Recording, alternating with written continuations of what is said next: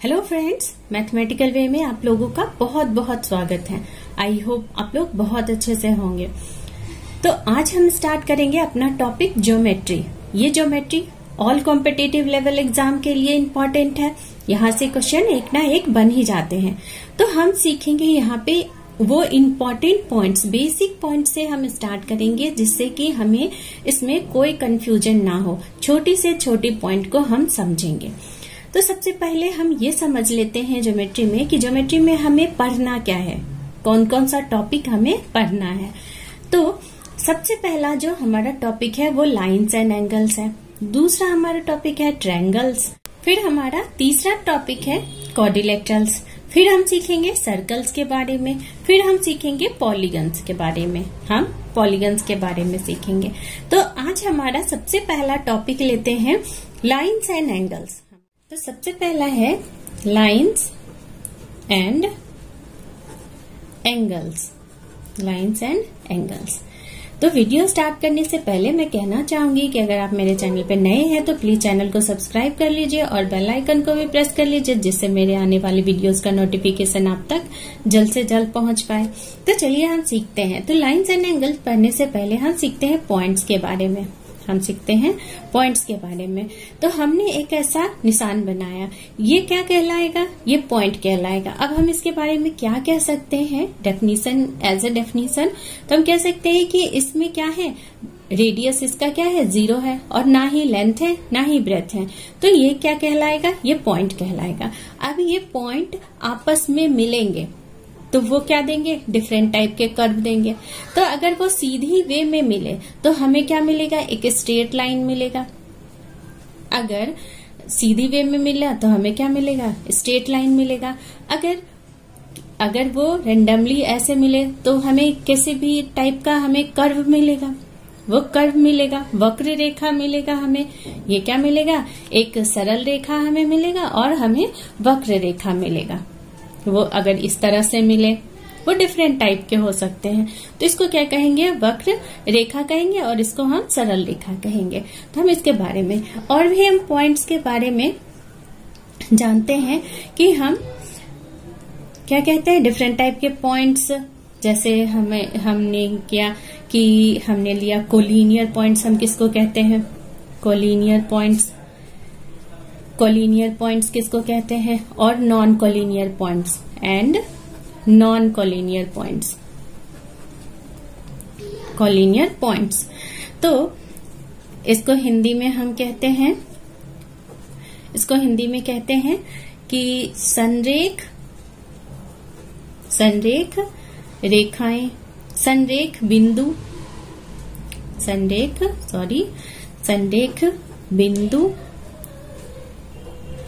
और असंरेख बिंदु। इसको क्या बोलेंगे? नॉन कोलिनियर को असंरेख बिंदु बोलेंगे। असंरेख बिंदु। फिर हम देखते हैं कि संरेख बिंदु और असंरेख बिंदु हम किसको कहते हैं। तो सबसे पहले संरेख, अगर एक ही बहुत सारे पॉइंट्स जो हैं एक ही लाइन पे लाई कर रहे हो तो वो कहलाएंगे कोलिनियर पॉइंट्स। वो कहलाएंगे संरेख बिंदु कोलिनियर पॉइंट्स। जैसे हमने A, B, C, D, E लिया तो हम कह सकते हैं कि A, B, C, D, E जो है वो क्या है? कोलिनियर पॉइंट्स है, संरेख बिंदु है। फिर हमने लिया कि इस तरह से कोई पॉइंट है ऐसे, तो हम इसको क्या बोलेंगे? कि हम कहेंगे ये क्या है? नॉन कोलिनियर पॉइंट्स है। नॉन कोलिनियर पॉइंट्स और संरेख बिंदु हैं। फिर दूसरा आता है कि इंटरसेक्टिंग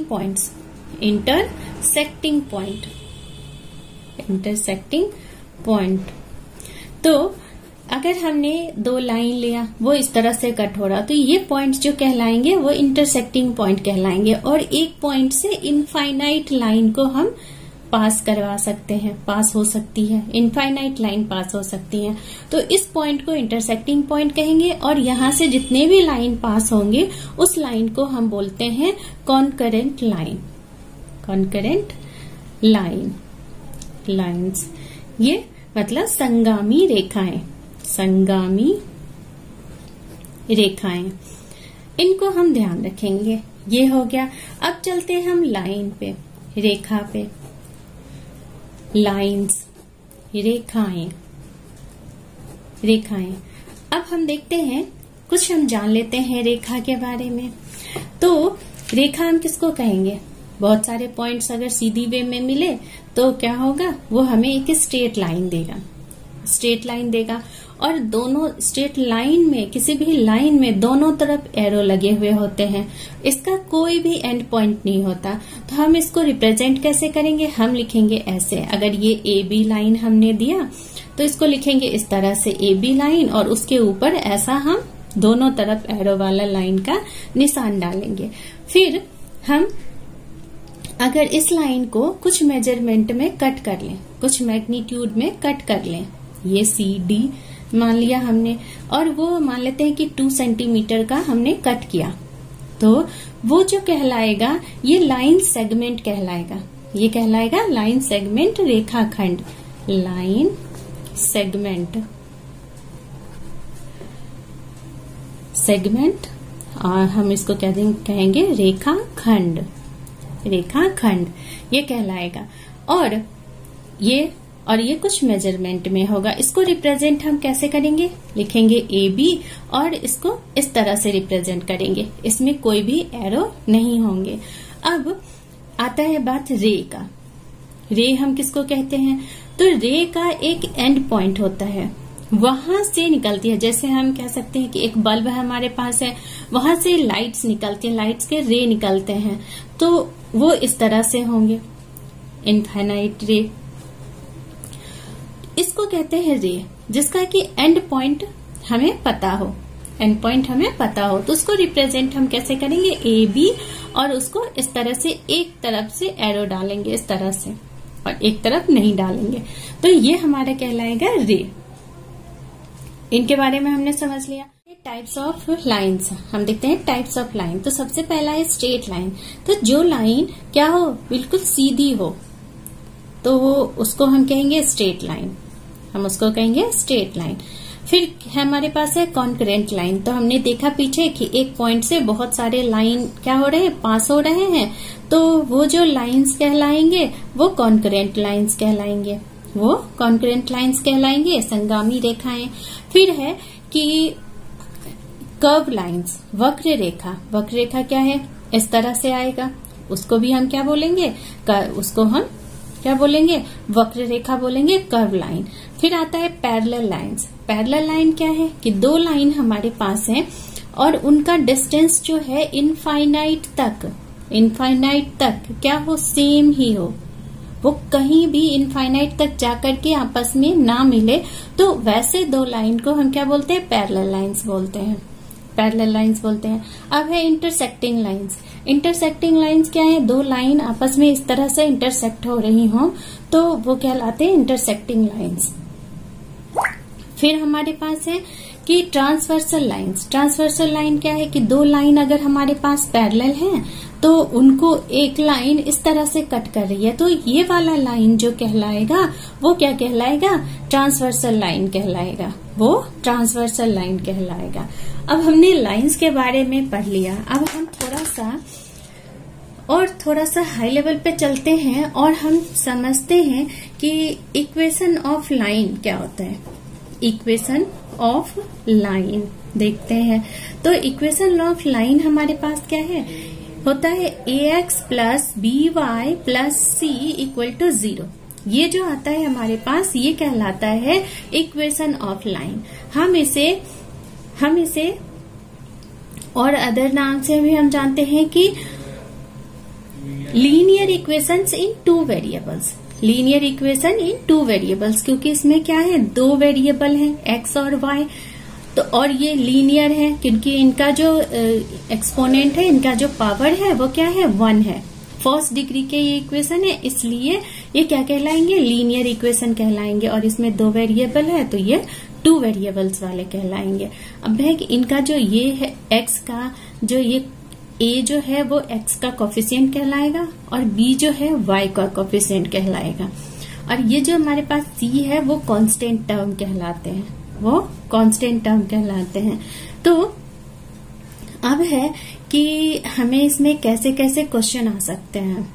तो अगर हमारे पास दो लाइन है, दो लाइन के इक्वेशन गिवन है, हमने इसे माना a1x plus b1y plus c1 equal to 0। ये क्या लिया हमने, लाइन 1 ले लिया। अब दूसरा है a2x plus b2y plus c2 equal to 0। इसको हमने ले लिया L2, लाइन 2 ले लिया हमने। अब हमें क्वेश्चन क्या आ सकता है, क्वेश्चन आता है कि ये दोनों जो लाइन है वो कैसे लाइन हो सकते हैं, वो कैसे लाइन हो सकते हैं। और फिर दूसरा आ सकता है क्वेश्चन कि ये दोनों लाइन के कितने सॉल्यूशंस निकलेंगे, इन दोनों लाइन के कितने सॉल्यूशंस निकलेंगे, इस पे क्वेश्चन आ सकता है। फिर आ सकता है कि इनके जो कंडीशंस हैं वो गिवन होंगे और हमें कुछ वैल्यूज पूछ रहे होंगे। तो हम देखते हैं वैसे भी हम किस तरह से समझते हैं। तो हम समझते हैं कि अगर ये लाइन, ये L1 और L2 क्या होंगे, ये लाइन इस तरह से हो सकते हैं। पहला कंडीशन हमारा हो सकता है कि वो लाइन जो है वो क्या हो, इंटरसेक्टिंग हो, वो लाइन जो हो इंटरसेक्टिंग हो। फिर दूसरा कंडीशन हो सकता है कि वो लाइन क्या हो, आपस में पैरेलल हो।